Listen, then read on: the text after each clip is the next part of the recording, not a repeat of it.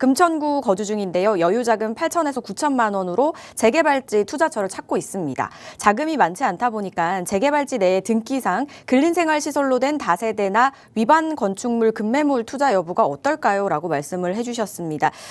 일단 아무래도 우리가 투자할 때 제일 고려하는 게 금액적인 부분이다 보니까 고민하시는 것 같아요. 도와주시죠.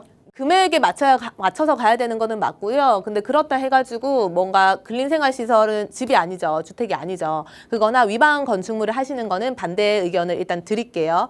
사실은 배보다 배꼽이 더 커요. 저렴하다고 표현을 했지만 이게 그런 이제 상품들은 담보대출이나 전세자금 대출이 안 나와요. 그러다 보니까 들어있는 전세 가격 자체가 더 저렴하게 세팅이 돼 있어요. 결국 나는 투자죠. 근데 전세가 더 낮게 세팅이 돼 있으니까 투자금이 더 들어가요. 그러면 사실 배보다 배꼽이 더 크다. 그리고 두 번째는 그 위반 건축물은 사실상 재개발이 진행이 되면 주택이기 때문에 아파트 입주권을 받을 수 있어요. 근데 근린생활시설 같은 경우는 상가죠. 입주권을 받을 수도 있고 못 받을 수도 있다. 뭐 여러 가지 요건들이 있겠지만 결국은 상가의 내 권리 가액이 이게 최소 분양 단위의 조합원의 가격보다 높아야 입주권을 받을 수 있는 조건이 충족을 하거든요. 그렇다 보니까 리스크가 좀 있고 이제 현금 청산 대상이 될 수 있다 말씀을 드리고 싶고요.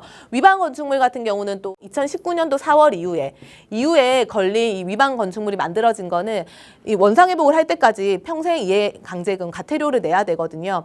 그러다 보니까 사실상 재개발이 안 되면 참 골치 아픈 상황이 발생할 수 있다 정도로 인지를 하시고 좀 접근하셨으면 좋겠고, 그래서 저는 이렇게 좀 문제가 있는 거는 안 했으면 좋겠다 말씀을 드릴게요. 일단은 8천에서 9천을 가지고 그냥 멀쩡한 거 그냥 갈 수 있는 지역을 셀렉을 해가지고 들어가시면 좋을 것 같은데요. 불과 한 4, 5년 전까지만 하더라도 1억 미만으로 들어갈 수 있는 데가 너무 많았는데 지금은 거의 찾기가 진짜 힘들어요. 그래도 갈 수 있는 지역이 중랑구에 있는 일부 지역들 좀 한 1억 미만으로 갈 수가 있고요. 아니면 아예 서남권으로 들어가셔야 되거든요. 강서구부터 한 동작구까지 서남권으로 들어가셔야 되고요. 이런 지역들 중에서 오늘 뭐 한 군데 좀 괜찮은 데를 말씀을 드리면, 우리가 강남가의 접근성이 좀 괜찮은 서남권 중에 이게 우리가 관악구를 좀 눈여겨보시면 좋을 것 같아요. 관악구가 그냥 한마디로 정의를 하면 강남가의 접근성이 너무 좋은데 싸다.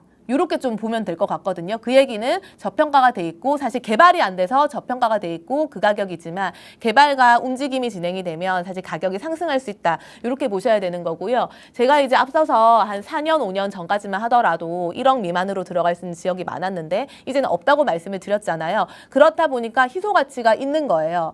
이게 또 2, 3년, 4, 5년이 지나면 분명히 시세만큼은 최소 가격이 오를 거기 때문에 그때는 1억 미만으로 들어가는 지역을 찾기가 더 힘들 거거든요. 그렇게 본다면 강남가의 접근성이 괜찮은 이런 지역들은 좀 눈여겨볼 필요가 있는 거고요. 이쪽 좀 보시면 좋을 것 같아요. 여기가 이제 주변이 관악구 같은 경우 구릉지로 돼 있고 뭔가 노후화된 주택들이 많고 진짜 재개발을 손을 봐야 되거든요. 그런데 입지가 너무 좋죠. 여기가 바로 옆으로 이동하면 정말 동작구 사당 그리고 강남까지 연결이 되잖아요. 입지가 이렇게 좋고 2호선도 지나가고 지금 신림선이 지나가면서 여의도까지 한 번에 연결이 되는데도 불구하고 가격이 괜찮다, 싸다라는 거에 좀 초점을 맞추고 보실 필요가 있는 거고요.